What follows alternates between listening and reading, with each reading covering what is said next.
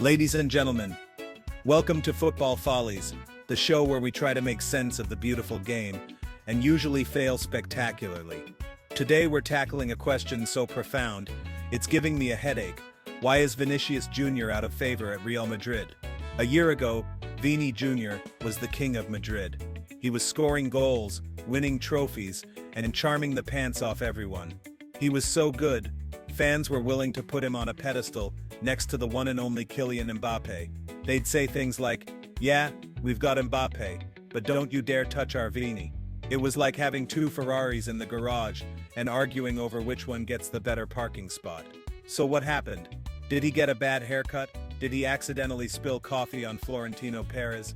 Or did the football gods just decide to flip the switch from superstars to May? Let's dive into this glorious train wreck of a story. 1. The Ballon d'Or Blues. The curse of a participation trophy. Our story begins, as all great tragedies do, with a trophy. Or more accurately, the lack of a trophy.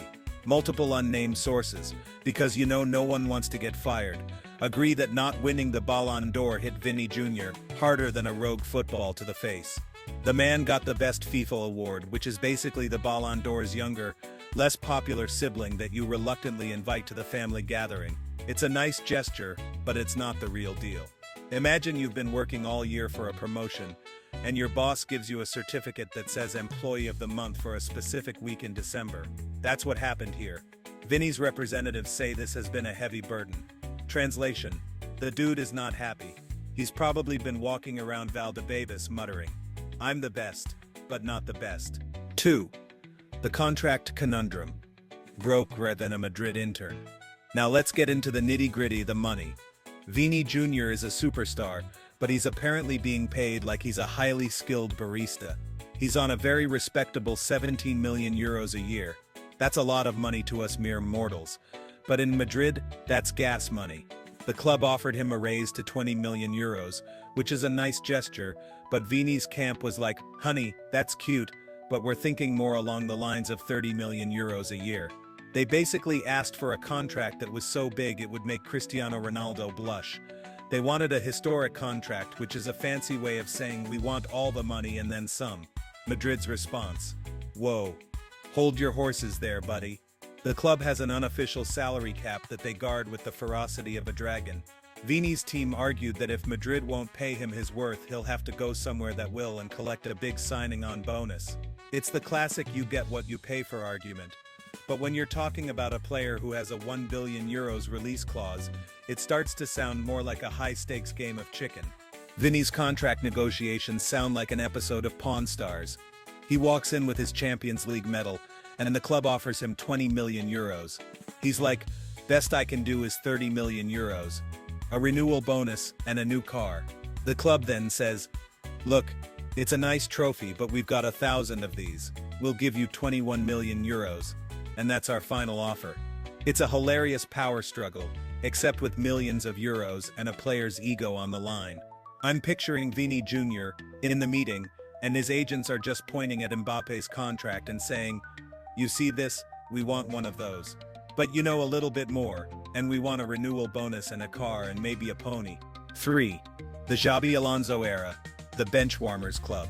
And now we have the new manager, Xabi Alonso, who came in with all the swagger of a man who just discovered a new brand of hair gel. He inherited a team that had lost all its major trophies, so he decided to shake things up. His plan?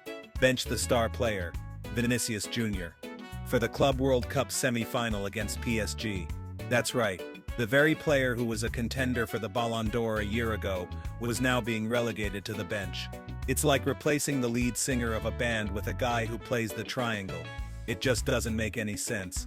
But wait, there's a plot twist. Trent Alexander-Arnold gets injured, and suddenly Vini is back in the starting lineup, but not on his preferred left wing.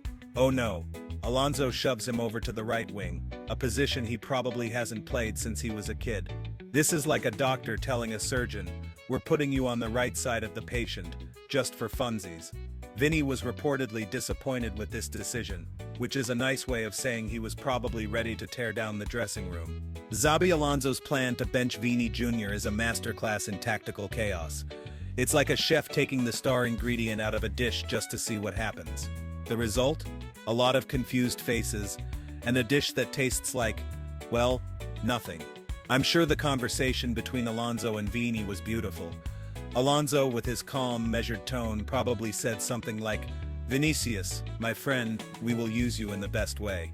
But first we will bench you, and then, if a miracle happens, we will play you on the right wing." Just to confuse everyone. And Vini just stood there, probably thinking, did I leave the stove on? 4. The return of the king? The club's dilemma. So where does all this leave us? We have a player who's clearly struggling, a club that's playing hardball with his contract, and a new manager who's not afraid to mess with the pecking order.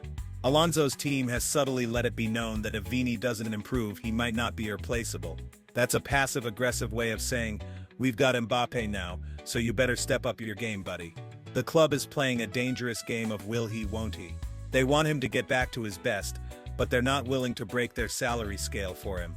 It's like a parent telling their kid, we'll buy you a new toy if you clean your room, but we're not going to buy you the toy you actually want. It's a game of manipulation, and Vini is the pawn. Imagine the locker room dynamic. Vini Jr is probably sitting there staring at Mbappé, who's got his brand new contract and is probably bragging about all the money he's making. And Vini is just there thinking, I was here first. I won you guys a Champions League. I'm worth more than gas money. It's a classic sibling rivalry, but with a lot more money and a lot more ego. Real Madrid's stance on the salary cap is both admirable and hilarious. They're like that one friend who refuses to pay more than $10 for a cocktail, even if it's the best cocktail in the world. They're sticking to their principles. Even if it means alienating one of the best players on the planet, you have to respect it, even if it's completely bonkers. 5. The verdict. The struggle continues. So what's the bottom line here? Is Vinicius Jr out of favor? The answer is a resounding maybe. He's not exactly on the outs, but he's also not the golden boy he was a year ago. He's been humbled by the Ballon d'Or snub. He's been frustrated by the contract negotiations, and he's been confused by the new manager's tactics. This is not just a football story, it's a human story. It's about a young man who was on top of the world and is now dealing with the crushing weight of expectation, the sting of rejection, and the anxiety of a new boss. He's still a superstar, but he's a superstar with a lot on his mind. The good news is, a player of his talent can turn this around in a flash. The bad news? It's not going to be easy. Closing thoughts. The Real Madrid soap opera. So, what do you think? Is Vini Jr just going through a rough patch?